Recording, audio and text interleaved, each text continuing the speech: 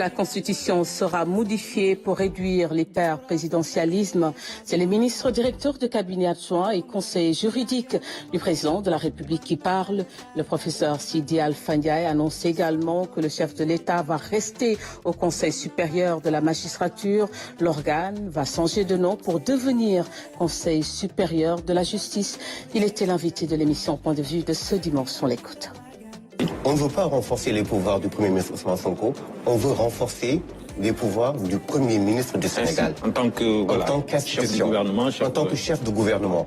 Pourquoi le chef de gouvernement ne pourrait pas présider au Conseil des ministres lorsque le président de la République n'est pas disponible? Pourquoi le Premier ministre, en tant qu'institution, ne pourrait pas également participer à la définition, de manière concertée, sous l'égide du chef de l'État, à la politique de la nation? Ce sont des questions qui se posent. Pourquoi le Premier ministre, qui déjà a le pouvoir décrétal que le président peut lui déléguer, ne peut pas également exercer d'autres prérogatives? Pour la respiration démocratique, pour respecter les conclusions des assises de 2009, de la CNRI de 2013, pour finalement faire ce sur quoi?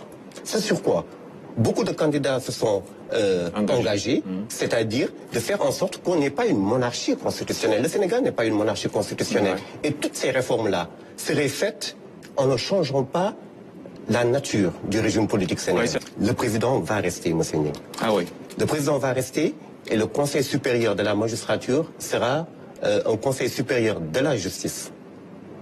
Un Conseil supérieur de la justice à l'image de la Cour constitutionnelle pour que la société puisse s'inviter dans les délibérations du Conseil supérieur de la magistrature.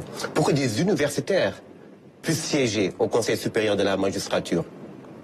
Vous savez, le débat sur le maintien ou non, de la présence ou non du président de la République au sein du Conseil supérieur de la magistrature, c'est un débat qui arpente des atours un peu superficiels. Et je m'explique. Le président de la République ne s'invite pas dans la conscience et dans l'intimité du juge du siège qui rend des délibérations et des décisions.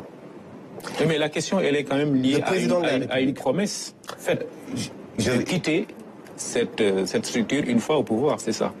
Deux choses par rapport à ça. Déjà, dans le programme de PASTEF, il n'est nullement écrit. Je parle de PASTEF parce que, effectivement, lorsque vous parlez de promesses, vous parlez de promesses politiques. Il n'est nullement écrit que le président allait sortir.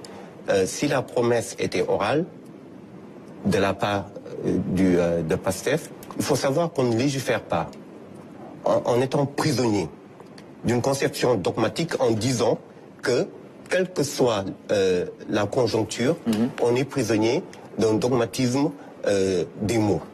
Ça, c'est important.